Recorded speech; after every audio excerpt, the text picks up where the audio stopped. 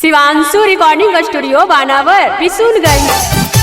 मरद हकौआ हिरान, मरद हकौआ हिरान, तोर भातार गे पगली। Mix by Manish Arya. मरद हकौआ हिरान, तोर भातार गे पगली।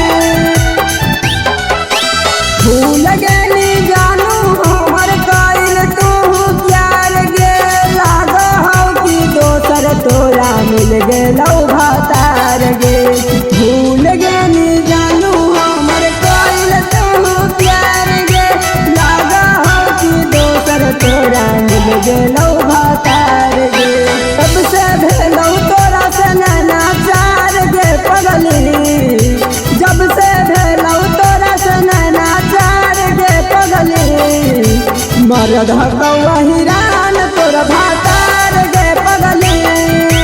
मरद हकौआ हिरान, तोर भातार गे पगली। मरद हकौआ हिरान, मरद हकौआ हिरान, तोर भातार गे पगली।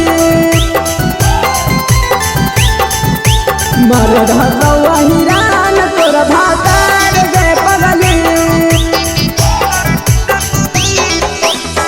होलो हम तोरा से जानू हमारा के प्यार गे, अब छोड़िए के जाई छी जानू अपन ससुरार गे, अपन ससुरार गे।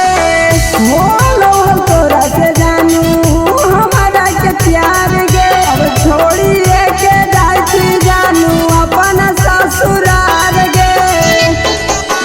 गिर गेलौ हमरा पहाड़ गे पगली, गिर गेलौ हमरा पहाड़ गे पगली।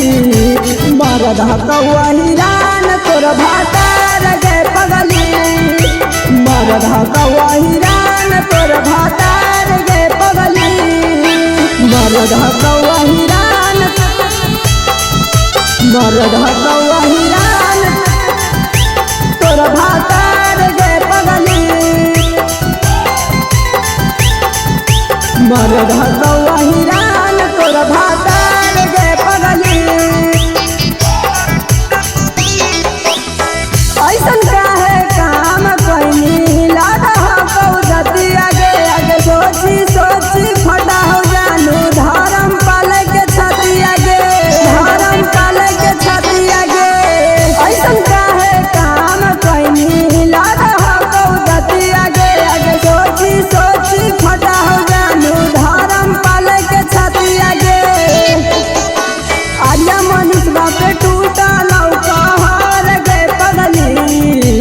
आर्या मनीष बापे टूटा लौका हार गे पगली। मरद हकौआ हिरान, तोर भातार गे पगली। मरद हकौआ हिरान, तोर भातार गे पगली।